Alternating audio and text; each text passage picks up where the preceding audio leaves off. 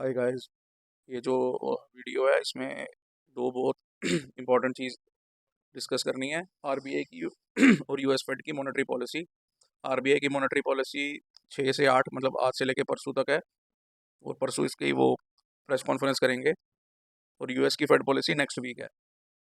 अभी जो यूएस में तेज़ी आ रही है वो सिर्फ इसी चीज़ के लिए आ रही है कि यूएस ने वहाँ पे रेट हाइक बंद की है और अभी कम करना नहीं स्टार्ट किया है। और यूएस ने इसी सिर्फ इतनी सी चीज़ पे जो अपने रेट्स हैं, मार्केट ऑल टाइम हाई पे चली गई है। और अगर यूएस कम करना स्टार्ट करता है तो आप सोच सकते हो कि इसका क्या इम्पैक्ट होएगा। सिर्फ इस चीज़ से उनका वहाँ पे जो इन्फ्लेशन का डाटा है उसकी बहुत अच्छी रिपोर्ट आई थी। डाउ एक दिन में 500-600 पॉइंट चढ़ा था और मार्केट ने कोई 1500 पॉइंट का एक अपवर्ड ट्रेंड दिखाया था एक वीक में।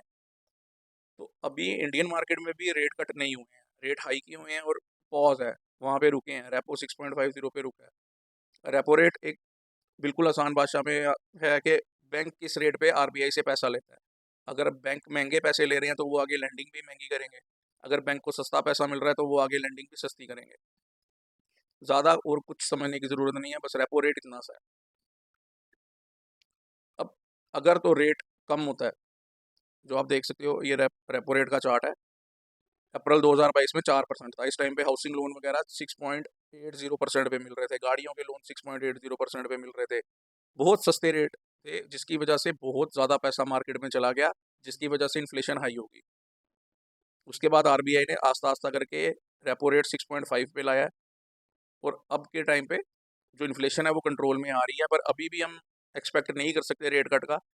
स्टेबल ही रहेगा, पर अगर रेट कट होता है तो ये एक बहुत ही ज़्यादा बूस्ट मिलेगा शेयर मार्केट को, और जिस इस टाइम पे जो मार्केट पॉजिटिव है उसको एक ये बूम दे सकता है। तो अभी 6.5 है रेपो रेट, अगर ये 6.25 या 6 तक आता है तो आप एक नई तेज़ी के लिए स्टार्ट एक देख सकते हो। और जहाँ तक मुझे लग रहा है अभी सेंट्रल इलेक्शंस भी हैं, मई 24 में एमपी की इलेक्शंस हैं।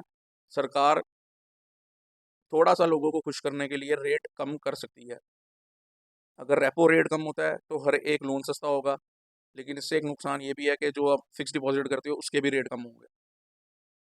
तो ये चीज़ बहुत ध्यान में रखनी है। 8 तारीख को आरबीआई की पॉलिसी से पहले आपको अपनी एक पोजीशंस न्यूज़ वगैरह में क्या आ रहा है, रेट कट होगा या स्टेबल रहेगा। अगर स्टेबल रहेगा तो वो नेगेटिव न्यूज़ नहीं है, बढ़ने के चांसेस नहीं है। अगर बढ़ता है तो ये मार्केट के अगेंस्ट जाएगा बिल्कुल। और अगर स्टेबल रहेगा तो मार्केट जिस मोमेंटम में है उसी में रहेगी, कोई एक्सटर्नल फैक्टर यहाँ से अंदर नहीं आएगा। लेकिन अगर रेट कम होता है तो बहुत ज़्यादा चांसेस हैं मार्केट एक नई रैली की तरफ जाएगी, क्योंकि सिंपल है, हर एक कंपनी जो भी लिस्टेड है 99% लोन पे काम करती हैं। और अगर लोन सस्ता हो रहा है तो हर एक की प्रॉफिटेबिलिटी बढ़ेगी, हर एक चीज़ सस्ती मिलेगी आपको। तो मार्केट में एक तेज़ी आएगी आएगी।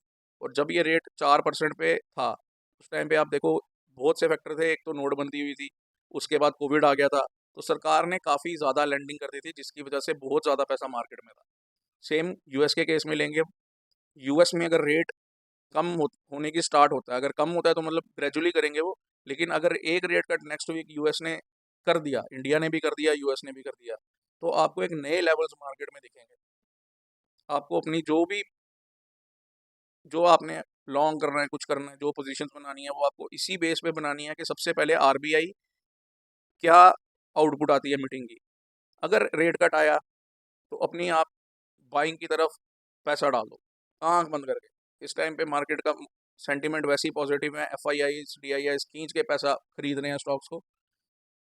और अगर एक रेट कट मिलता है तो ये बहुत ही अच्छी न्यूज़ होगी इलेक्शन से पहले, और मार्केट एक नए लेवल्स की तरफ जाएगी। Thank you.